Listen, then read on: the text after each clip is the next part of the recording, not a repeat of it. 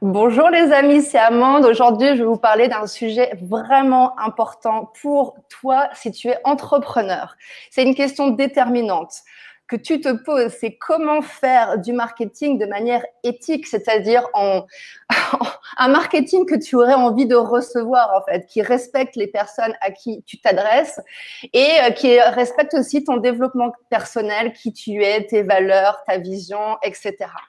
Tu le sais, je suis dans le marketing depuis une dizaine d'années et j'adore parler, échanger avec des marketeurs. Et aujourd'hui, j'ai le plaisir d'accueillir Anthony, qui est un copywriter. Nous avons le même métier. Nous avons également la même vision du copywriting. Lui l'appelle copywriting conscient. Moi, je l'appelle copywriting authentique. Et tu vas voir que pour autant, nous ne sommes pas concurrents.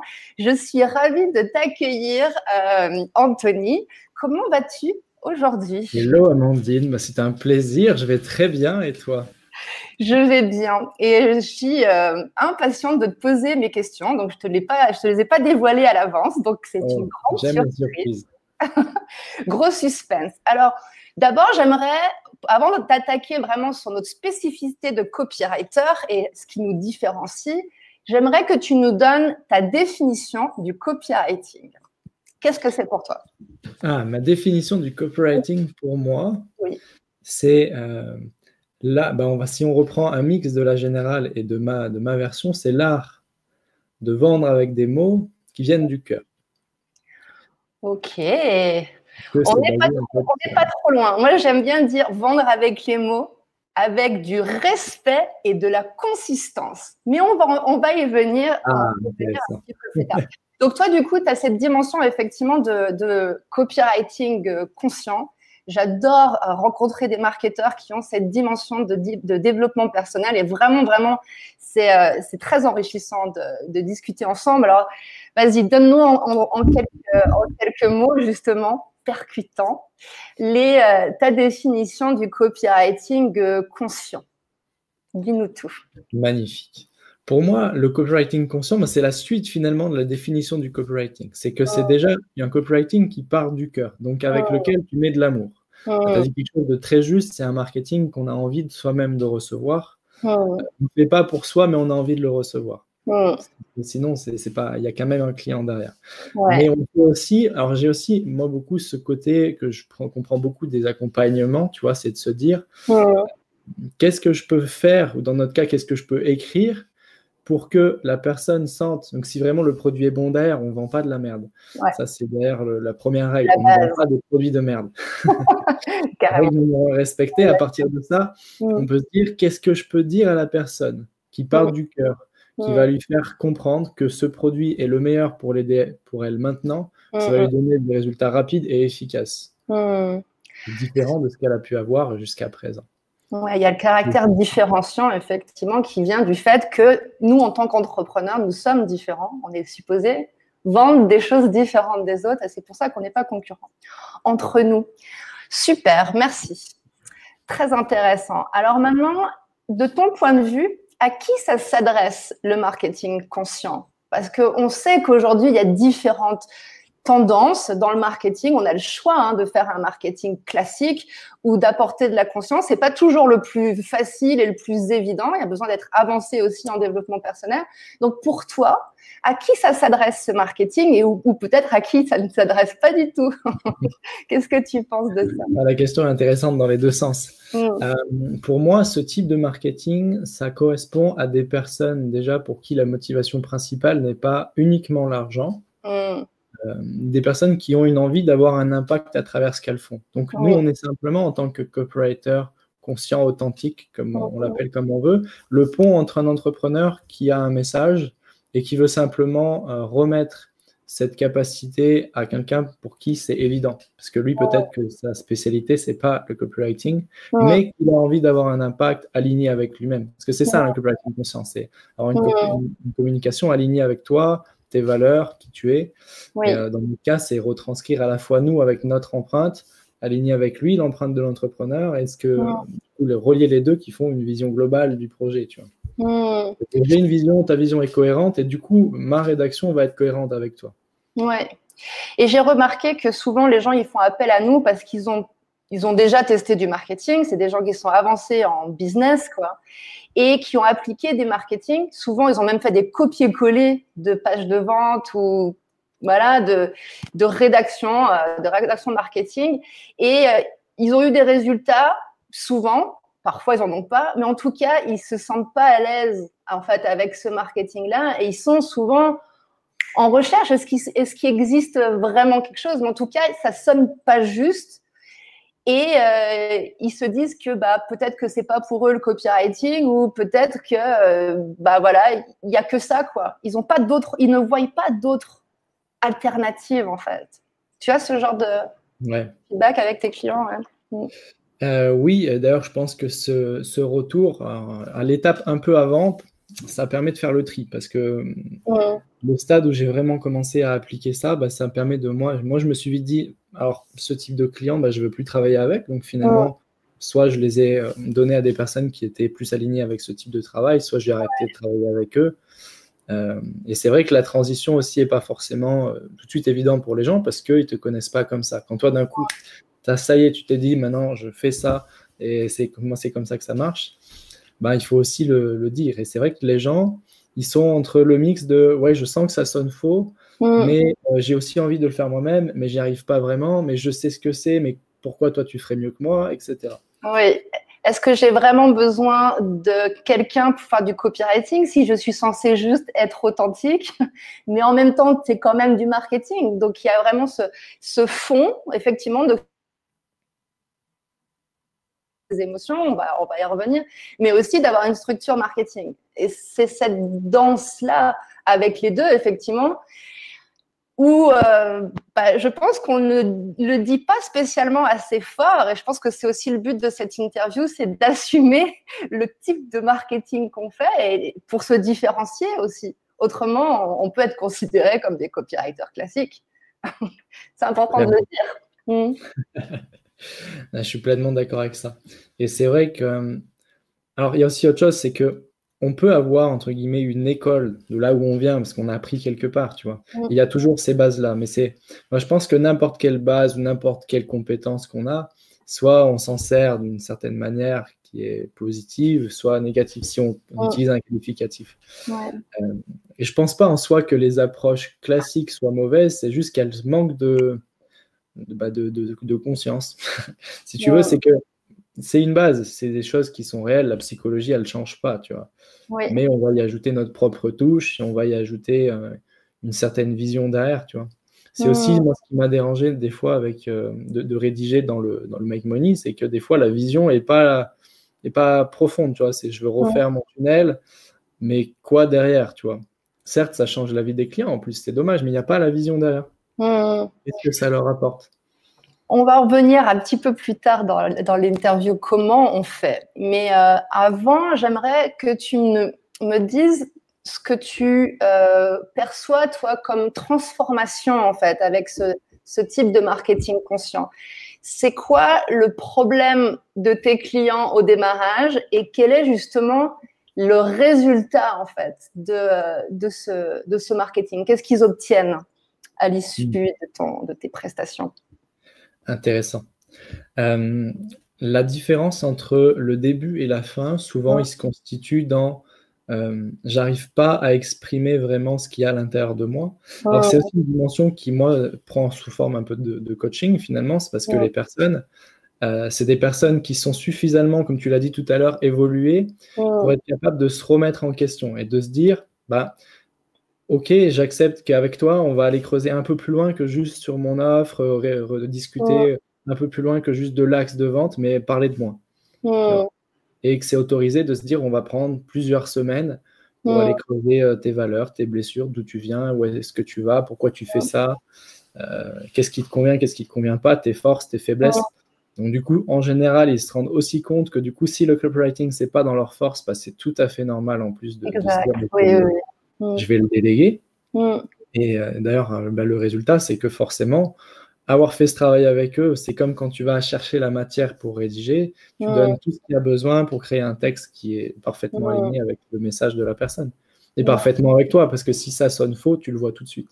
Tu vois, ça m'est jamais arrivé, mais je me dis que je serais presque plus prêt si pendant le travail avec la personne du premier mois où on va chercher sur son côté, c'est pas aligné, vraiment, déjà dire quelque chose qui me dérange profondément, de dire écoute, on arrête, mais je pourrais pas t'accompagner plus loin, plutôt que de se dire on va creuser, mais je suis pas aligné parce que quand moi je vais écrire, bah, ça va se ressentir, tu vois. Ça va vendre quand même, ça va fonctionner. Il y aura même d'ailleurs sûrement des meilleurs résultats. Mais c'est un petit détail de comment je me sens, tu vois. Avant, j'écoutais pas de comment je me sens. Il faut faire, bon, voilà, reprends tes trucs, donne-toi du matériel mental, va te déconnecter, vas-y, tu t'y mets, tu écris. Si maintenant j'écoute mes émotions, bah, effectivement, je vais me dire que certaines fois, peut-être je suis pas aligné du tout avec la personne et qu'il vaut mieux lui dire on arrête là plutôt que lui dire on continue et voilà. Oui, parce qu'en tant que copywriter, en fait, on se met dans la peau, on est très en pâte, en fait. On se met dans la peau de notre client. Et donc, ta méthode, qui est effectivement en 2 axes, elle reprend ma méthode du yin-yang marketing. Donc, le yin marketing, c'est vraiment les émotions qui vont permettre de créer une connexion émotionnelle avec la cible, la personne à qui on écrit. Et ensuite, le yang marketing, qui est la structure de conversion et la psychologie du marketing. Le marketing, on sait que c'est basé sur des process, des mécanismes de psychologie humaine. Encore faut-il que l'on puisse associer les deux. Si on fait que de l'émotionnel, on ne vend pas. Si on fait que du bourrin, on ne vend pas longtemps. L'idée, c'est de pouvoir lier les deux. Et le résultat, effectivement, est d'avoir un copywriting. En tout cas, moi, mes clients, ils me disent « Ah bah voilà, c'est ce que je ressens. C'est vraiment moi sur cette page de vente. C'est pas une personne à qui j'ai copié la structure, etc. » Ils se sentent vraiment authentiques. C'est pour ça que moi, c'est vraiment ce terme-là. C'est vraiment eux qui vendent. Parce qu'Internet, c'est pas quelque chose qui dénature qui tu es. C'est supposé faire que l'on se rencontre vraiment. Comme là, on est en train de se rencontrer sur Internet. L'idée, c'est que la fréquence de notre conversation, elle soit aussi puissante que si on se rencontrait en vrai. Ouais, exactement. C'est ça la puissance du copywriting quand l'intention derrière a de la conscience, comme tu le dis. Ouais, je pense que l'intention est super importante aussi parce que il y a cette notion aussi qui est qui est peut-être plus délicate dans notre cas avec le client parce que c'est d'être à l'écoute de nos intuitions par rapport au client. Donc, c'est-à-dire, tu vois, quand on fait de l'écriture pour nous, pour préparer ce qu'on va faire, ou du journaling, peu importe la méthode qu'on utilise, bah, c'est facile d'aller chercher en nous ce qu'on ressent, s'il y a même des choses qu'on a vécues, tu vois. Ça donne d'ailleurs des très bons contenus, d'ailleurs, quand il y a de l'émotionnel ou des choses qu'on a vécues dans notre vie qui nous ont un peu remué. Une des dernières petites vidéos que j'ai fait, c'était exactement ça, parce que ça correspondait à ce que j'avais vécu. Mais quand on rédige, surtout sur un projet global qui est pas, c'est pas du spontané, c'est pas tiens, il se passe quelque chose, je regarde et puis je fais. Je réfléchis, et là c'est global. C'est arriver finalement à se dire à chaque fois qu'on rédige pour ce client, s'imbiber de pas de son personnage, mais presque, tu vois. Tout ce qui se passe, tout ce qu'il ressent. Limite, il faudrait un journal son petit journal qui soit communiqué pour qu'on puisse être exactement avec ce qui se passe, tu vois. Exactement. C'est pour ça que j'utilise le journaling et que j'ai une connexion très, très forte avec mes clients. J'ai une chance absolue d'avoir cette connexion émotionnelle. Moi-même, avec mes propres clients, sinon je ne pourrais pas créer d'émotion avec son client. Et c'est effectivement de rentrer dans cette intimité émotionnelle, puisqu'à un moment donné, sur Internet, on est bien obligé d'enlever nos costumes, on appelle ça les masques sociaux, mais d'être moins dans la superficialité et plus dans la vulnérabilité. C'est ça, finalement, qui touche les gens. C'est d'être des humains normaux. Je ne sais pas ce que tu penses de ça. Oui, c'est vrai que c'est complètement l'opposé de la mise en scène que certains peuvent faire, des artifices. Et après, c'est entre guillemets le premier réflexe de facilité quand tu démarres, c'est de te dire si quand je fais ça, je suis reconnu comme ayant du succès, comme ayant ceci ou cela, eh bien alors je vais montrer ce qui montre ça. Du coup, finalement, tu crées le personnage qui montre ça. Donc après, ça emmène aussi sur le débat. Je sais que j'ai déjà entendu ce genre de questions. C'est OK, mais moi, j'ai pas envie de m'exposer. Est-ce que du coup, c'est pas OK si je crée un espèce de personnage de moi pour mon activité et j'ai mon moi à côté. Il y en a qui disent, je ne veux pas m'exposer, tu vois. Et comment tu réponds à ça, justement? En fait, je pense que ça dépend à quel point tu es prêt d'assumer ce que tu as au fond, tu vois. Que tu veuilles, par exemple, quand tu as plusieurs tranches d'activités, que tu veuilles séparer parce que tu as des univers de ton réseau qui sont complètement différents, c'est vrai, parce que tu es toi-même dans les deux domaines. Et du coup, peut-être que de mélanger les deux, ça ne fait pas sens. Dans ce cas-là, c'est tout à fait normal. Tu vois. Mais par contre, que dans chacun des domaines, tu es ton essence, ouais. Après, c'est juste, tu peux rester, pour moi, je dis, tu peux rester toi-même sans dévoiler toute ta vie. Mais tu ne dis pas, tu ne montres pas des choses qui ne sont pas toi. Ouais. Effectivement, il y a vraiment cette école, effectivement, de construire un espèce de Superman. Moi, c'est l'image que j'ai. C'est ça que j'appelle des costumes, en fait. C'est dire, moi, je pourrais dire, oui, je suis une marketeuse depuis 10 ans, voilà, poum, école de commerce, machin.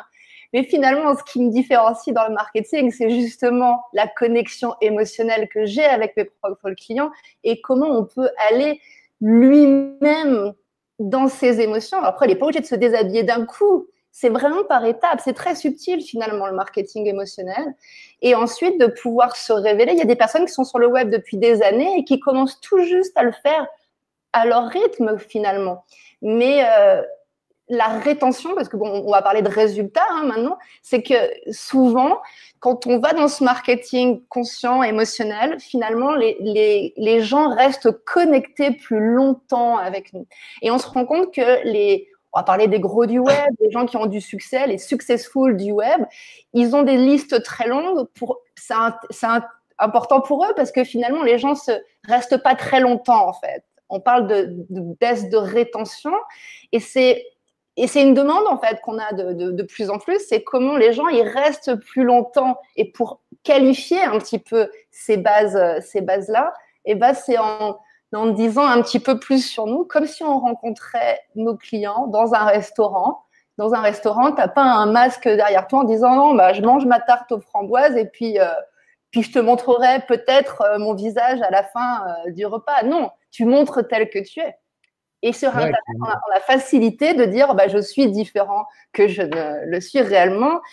Voilà. Personnellement, je pense que c'est en train d'avancer petit à petit et ça va faire de plus en plus de beaux copywriting. En tout cas, moi, c'est ce que je souhaite, c'est que l'on puisse apporter un petit peu plus de respect dans ce qui est écrit en ligne et qui apporte donc du respect à ceux qui lisent ce qu'on écrit et qui achètent ce qu'on écrit.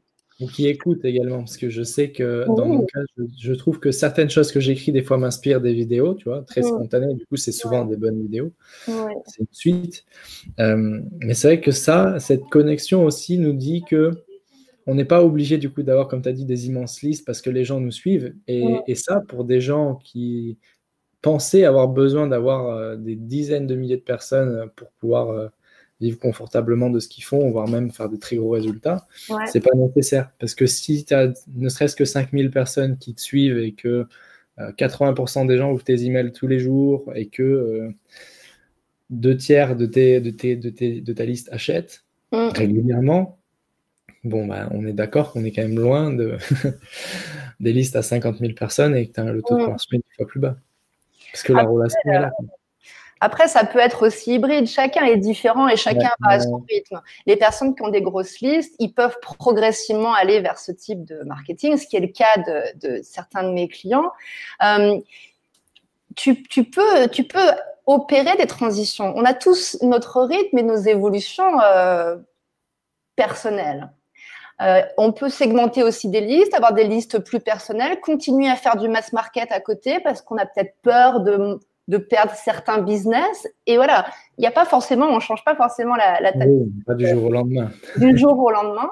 Mais souvent, c'est une demande des gens dans les listes, d'avoir plus d'informations, d'en savoir un petit peu plus. Il y en a, ça va être par le mail, d'autres, ça va être par le webinaire. Tout dépend en fait comment la personne aime communiquer avec sa liste, mais on sait qu'il y a quelques années, le fait d'être vulnérable et d'être émotionnel, c'était coupé du business. D'ailleurs, on nous a souvent dit quand on était petit, quand tu es dans le business, tu coupes tes émotions. Moi, on m'a souvent dit ça, même en dehors du web. Bon, bah, c'est quelque chose qui évolue, on évolue, l'être humain évolue, et je pense que le marketing évolue, même s'il y a des choses qui sont là depuis qu'on vendait des cigarettes en publicité. Je me rappelle du copywriting de Lucky Strike. Ça a 100 ans, par exemple, à l'époque, on faisait du copywriting pour inciter les gens à fumer. Donc, ça a évolué, mais c'est les mêmes choses. Mais comme tu le dis, la conscience a évolué et c'est très bien. Une petite question maintenant pratique, parce que c'est important. Voilà, on a éclairci un petit peu le panorama de cette possibilité, cette ouverture que l'on apporte dans le marketing. Maintenant, mais comment on fait?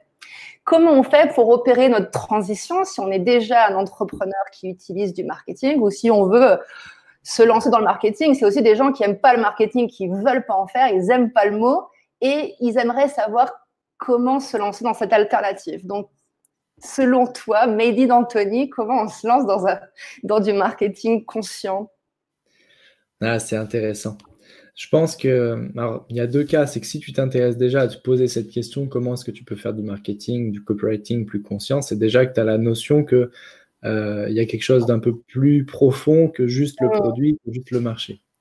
En général, souvent, c'est que tu as quand même déjà un peu cheminé aussi sur toi. Parce que si tu n'es pas déjà un minimum avancé, que tu n'as pas compris que tu avais un parcours, que tu vivais dans un cadre, que tu avais des croyances, des blessures, plein de choses sur l'enfant et j'en passe, c'est difficile d'aller se dire « Ouais, mais ok, comment je peux faire différemment ?» Parce que qui dit différemment dit comprendre qu'il y a deux côtés. Oui. Sinon, si tu n'es pas conscient qu'il y a deux côtés, tu vois uniquement comment est-ce qu'on fait du marketing et tu dis « Ah, non, j'aime pas ça. » Si tu t'intéresses à te dire comment est-ce qu'on fait différent, c'est que tu dis « Ah, pas ça, mais je vois bien qu'il y a ça me concernant, donc comment on mixe ?» Tu vois. Donc, ça part déjà de là. Donc, je dirais que si on prend la personne avant ce stade-là, bah, finalement, c'est l'emmener à se regarder elle-même.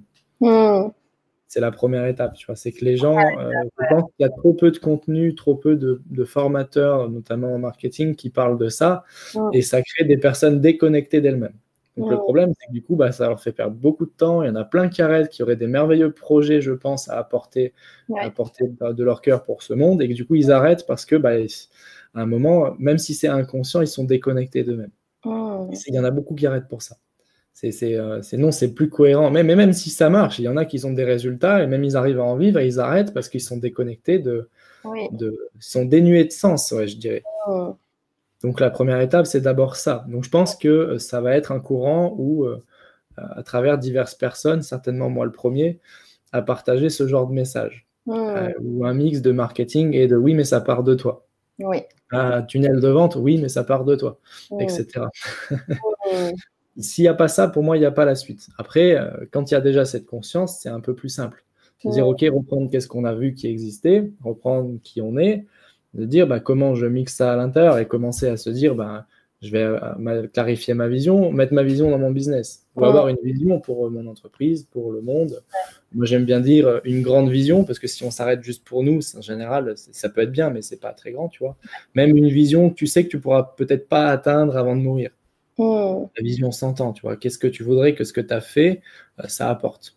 On a tous quand même un million, si on se pose la question, c'est bah, comment j'ai envie de laisser ce monde pour les suivants.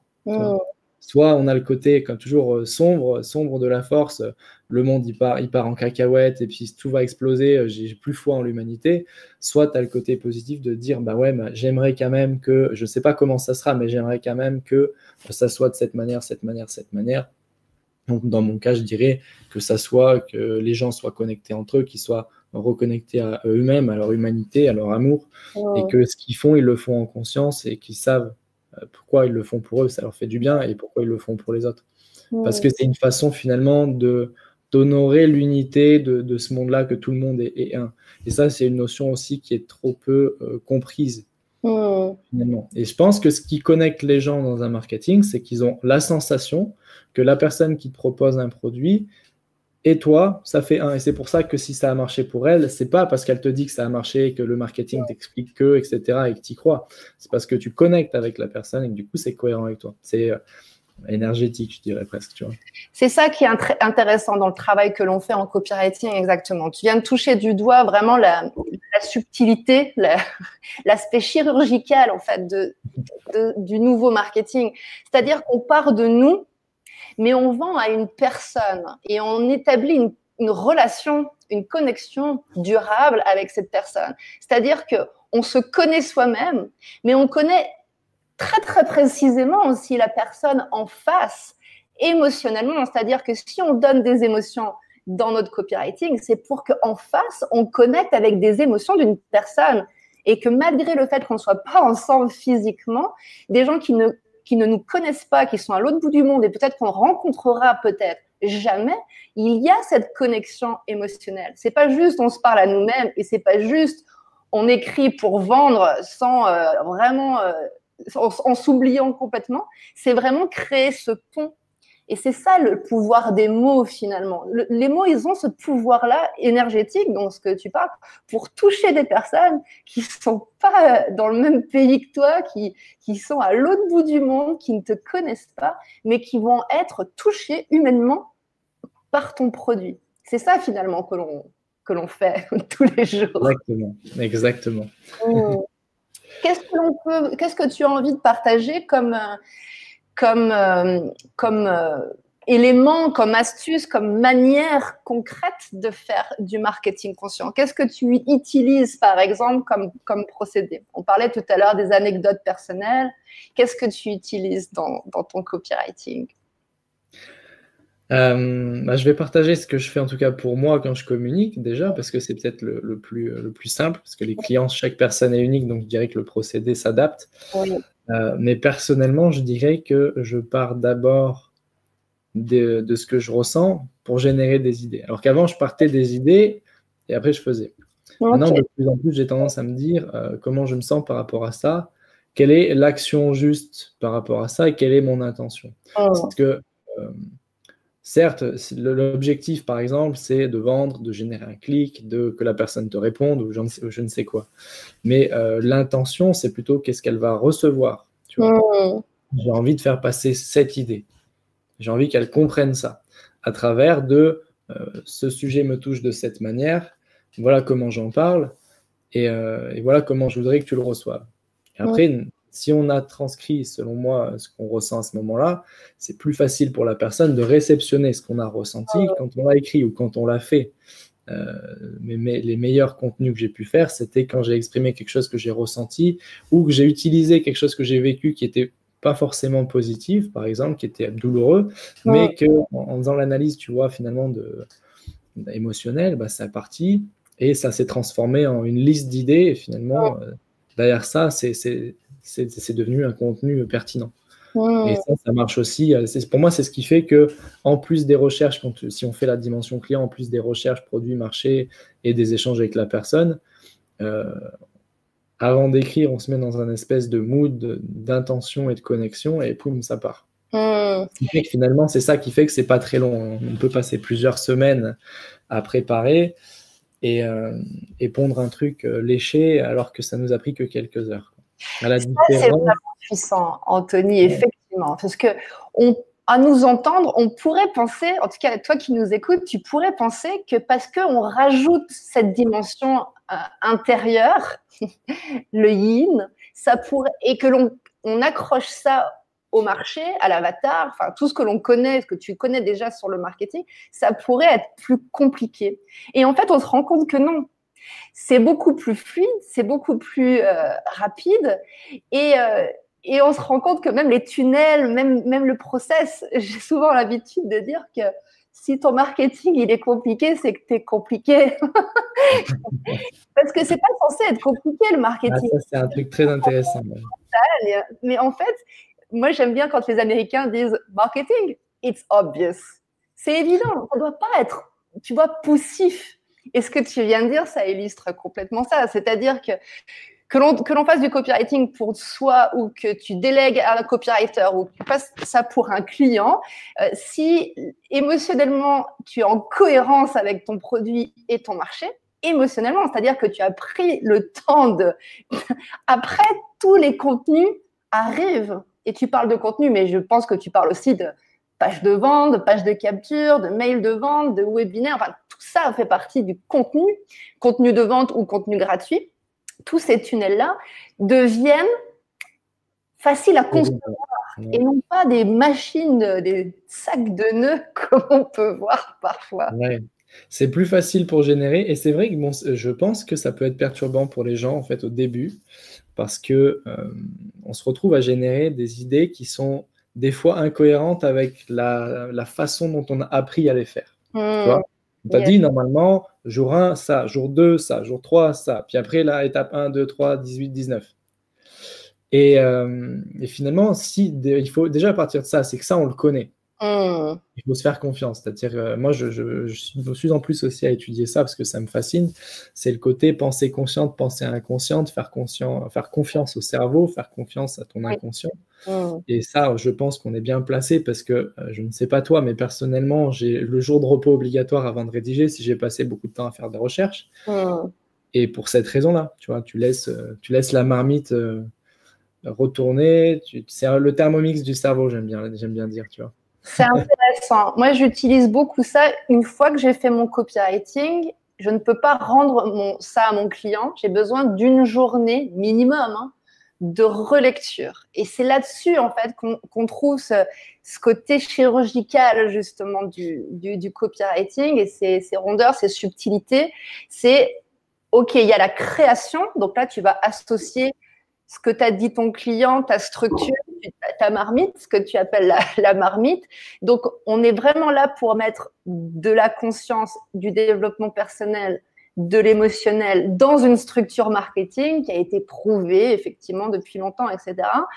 Et vu qu'on assemble deux parties qui sont a priori pas solubles, il y a besoin d'un temps d'adaptation. Et c'est là où l'inconscient agit justement pour pouvoir lier les deux. Et pour que ce soit vraiment reçu, comme tu disais tout à l'heure, de manière naturelle et logique, et que l'on puisse créer cette connexion comme si on était avec la personne, alors qu'en fait, on écrit à des milliers de personnes. C'est beau quand même comme métier, ce qu'on fait, je trouve. C'est clair. C'est ça, bon, ça reste un basique, mais le fait d'écrire comme si on parlait qu'à une seule personne, je pense que c'est le mieux. Alors, c'est pas forcément évident, mais je pense que l'idéal, c'est arriver à avoir en vrai, ou au moins au téléphone, la personne la plus correspondante à ce qu'on fait. Donc, celle qui à la fois nous correspond le mieux à nous et celle qui correspond mieux à ce qu'on vend. Et si on a ça et que du coup on a pu parler avec elle, on a vraiment pu se faire une image précise de cette personne, certes c'est une personne, mais si elle correspond tellement bien à ce que la solution va lui apporter, si on écrit pour elle, ça va écrire à toutes les personnes qui sont le cœur de cible. Et après, voilà, par correspondance, ça va aussi parler à d'autres personnes parce que similarité, etc. Mais c'est important. C'est une question de fréquence, en fait. C'est comme nous, quand on est avec… je ne sais pas si tu passes des vacances avec ton client, tu vas sentir au niveau fréquence, au niveau énergétique, comment il vibre globalement. Et quand tu as rencontré dans un mastermind ou dans une soirée ou au restaurant la personne, le client de ton client ou ce type de personne, ce que tu dis est complètement est déterminant, en fait. On arrive à capter non seulement qui on est ou qui ton client est, mais aussi la personne à qui on écrit pour, encore une fois, créer cette connexion. C'est pour ça que je t'ai dit tout à l'heure en off, j'aime bien dire le marketing, c'est comme notre vie amoureuse. Soit on s'oublie, on pense qu'à l'autre et on devient un dépendant affectif et généralement, ça se termine mal, ça dure pas longtemps ou alors c'est douloureux, on gagne pas d'argent ou on se fait plaquer. Soit on pense que à nous et à ce moment-là, c'est pareil, ça se finit pas très bien ou en tout cas, l'autre personne est malheureuse. Voilà. Ou alors, on essaye de créer une connexion émotionnelle, on se connaît, on connaît l'autre et on arrive à trouver. Et le marketing, c'est quand même du test. Donc, parfois, on va tester des choses. Bon, l'approche n'était pas terrible, apparemment. Et puis, il y a des fois, on se dit, waouh, la réceptivité de mon amoureux ou de mon client était incroyable. Donc, maintenant, je connais son langage de l'amour, je connais son langage marketing, mais je ne m'oublie pas pour autant, puisqu'on est deux dans une relation. Et si on est deux, la relation dure plus longtemps. Et tout le monde est content. Exactement. Et ça c'est un point aussi important, c'est que des fois, sur des entrepreneurs qui ont eu beaucoup de distance, et qui peut-être n'ont pas eu l'habitude, tu vois, de communiquer de façon régulière, c'est une mise à jour qui peut permettre de à nouveau te dire, tiens, j'aimerais mieux te comprendre, j'aimerais t'écouter, tu vois. Je pense que la fréquence est bonne pour ça parce que c'est plus facile d'aller envoyer des petites choses, des petites idées. Moi, je suis quand même très fan du mailing quotidien, tu vois, par exemple, pour ce point-là. C'est que c'est le contenu, selon moi, qui peut être spontané, que tu ne vas pas relire autant qu'un mailing de lancement, par exemple. Exactement. Quand tu compares, pour moi, le mailing quotidien, ça peut prendre 15-20 minutes, qu'un mailing préparé pour un lancement, ça peut prendre 2 heures. Oui, oui. Après, moi, je pense que chacun a des préférences. Il y a des introvertis, il y a des plus extravertis, il y a des gens qui ont besoin de se montrer physiquement. Il y a des gens pour connecter. Il y a des gens qui aiment les webinaires où tu donnes du gratuit pour vendre ensuite un produit. Mais en même temps, tu as une petite démo. Les gens webinaires, faut qu'ils fassent des webinaires, quoi. Il y en a qui sont pas bons en vidéo, c'est pas la peine. Et des gens sur le mailing quotidien, il y a une petite dimension introvertie. J'ai remarqué un petit peu ce côté, voilà, je me montre pas. Et par contre, mes mots sont très pesés. Et émotionnellement, c'est très puissant aussi, le mail quotidien. Mais ce côté un petit peu plus réservé, ça correspond à plein de marketeurs et d'entrepreneurs, effectivement. Mais dans tous les cas, là où je voulais échanger avec toi, c'est dans le comment, comment on met ça en place, qu'est-ce qu'on peut donner comme piste en fait.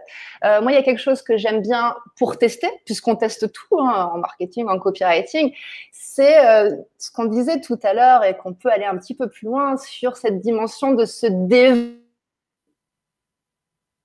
même si on a l'habitude d'être caché derrière notre ordinateur, caché derrière notre bio, notre présentation sur notre site web.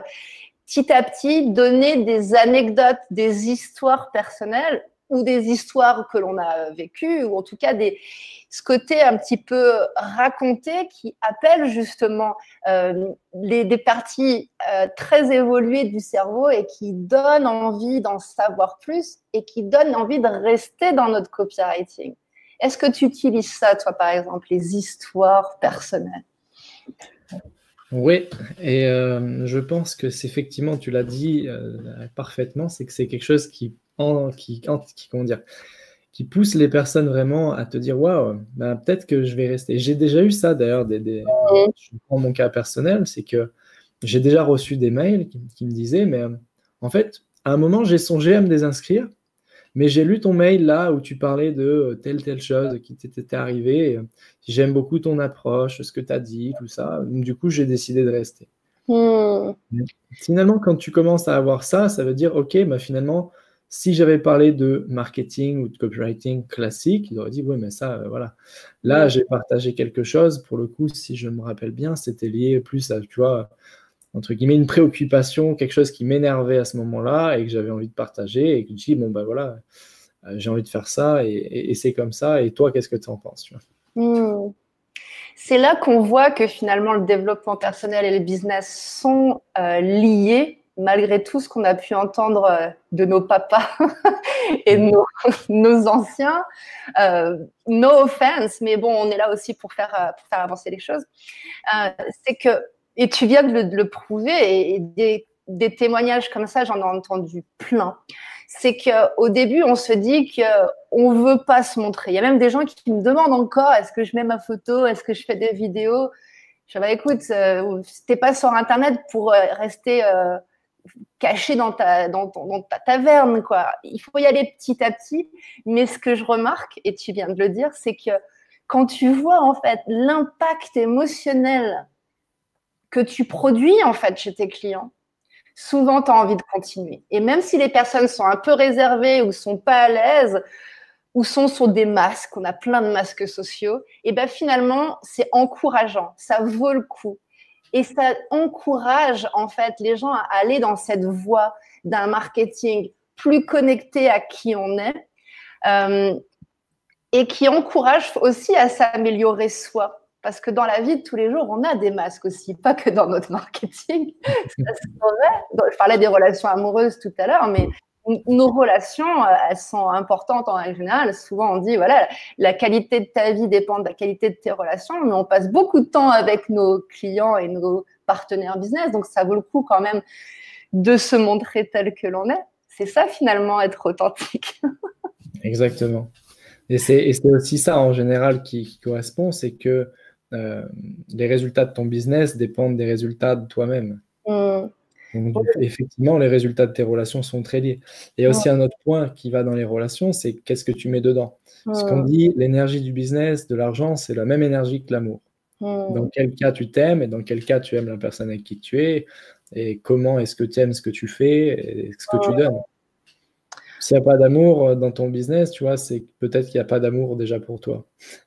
Ouais, moi j'appelle souvent ça de la schizophrénie sociale qui est très banalisée finalement. On est une personne dans notre vie et on est une personne dans notre business.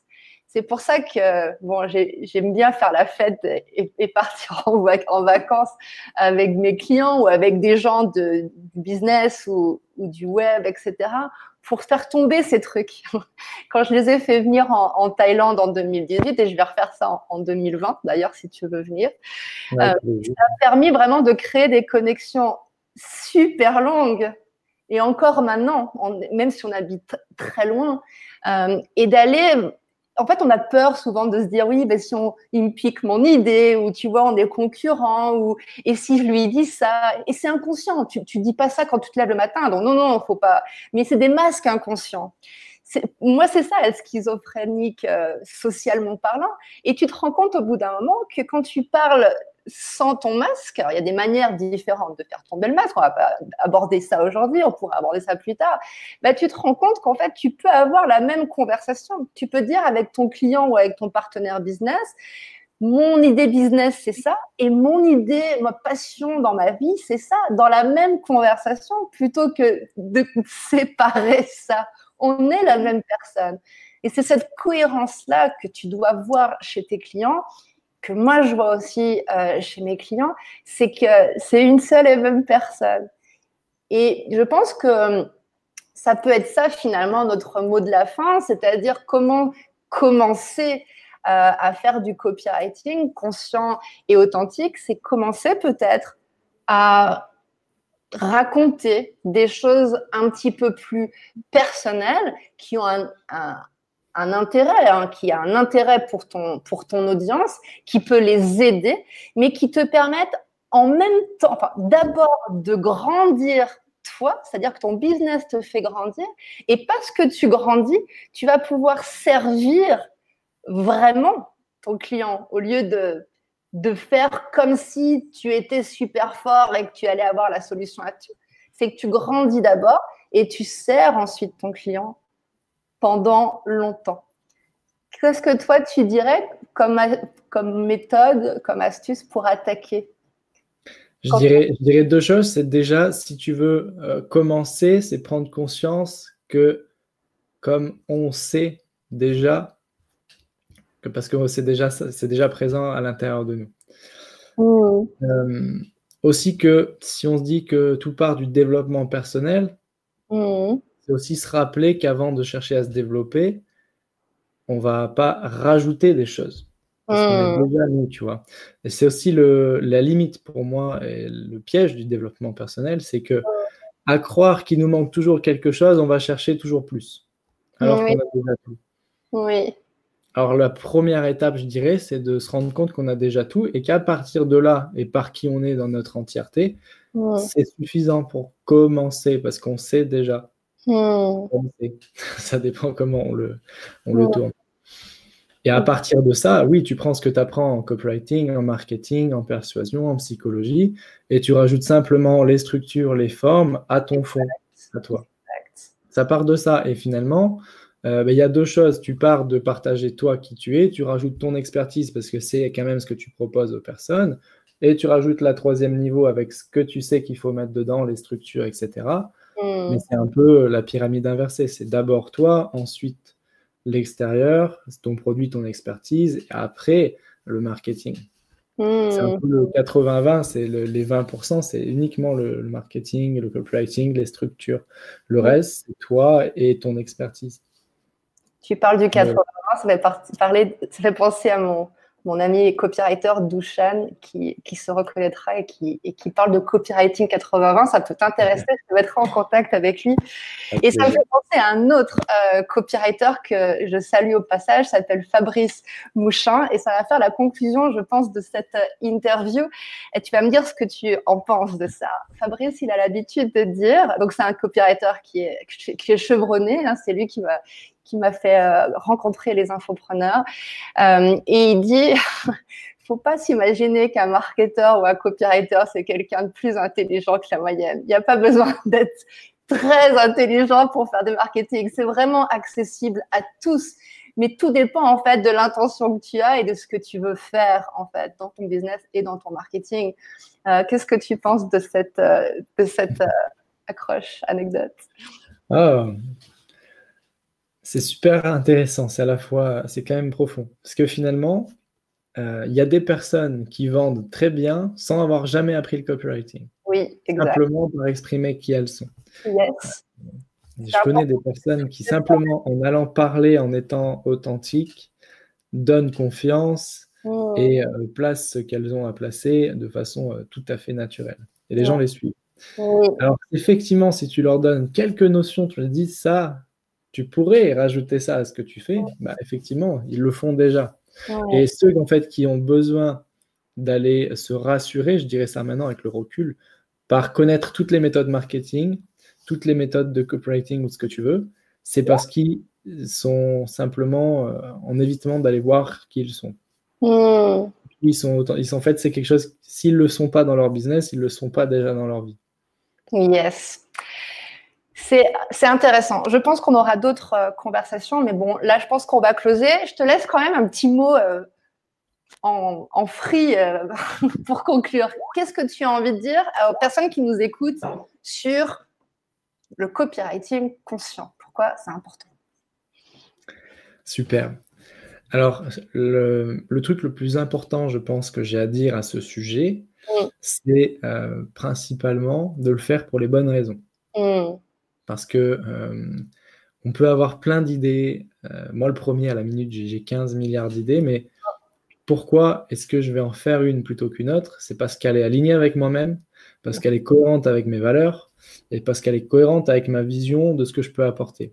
Si c'est quelque chose... Et puis aussi, un autre point, c'est que d'être conscient qu'on n'a pas toutes les réponses dans ce qu'on cherche, mais qu'on peut être suffisamment ouvert pour recevoir les réponses. C'est un peu ce qui nous arrive quand on écrit, mais si on le fait dans notre vie, c'est finalement avoir une intention, une vision, des valeurs, une raison de le faire, et le reste de laisser venir, de recevoir, tu vois. Parce que les meilleures idées viennent de là, parce que les meilleurs échanges viennent de là, parce que les meilleures initiatives viennent de là, et parfois les meilleurs partenariats également. Ok, super. Bon, génial. Merci pour cet échange. Pour toi qui nous regarde, avec Anthony, on aimerait beaucoup avoir ton retour sur nos approches, sur nos visions. On va te laisser en lien nos coordonnées pour que tu puisses nous contacter si tu veux dialoguer, échanger, nous rencontrer, en parler plus en profondeur. N'hésite pas à me dire si tu es OK. Et toi aussi, Anthony, j'aimerais beaucoup organiser une retraite d'écriture et de copywriting authentique en Thaïlande en 2020.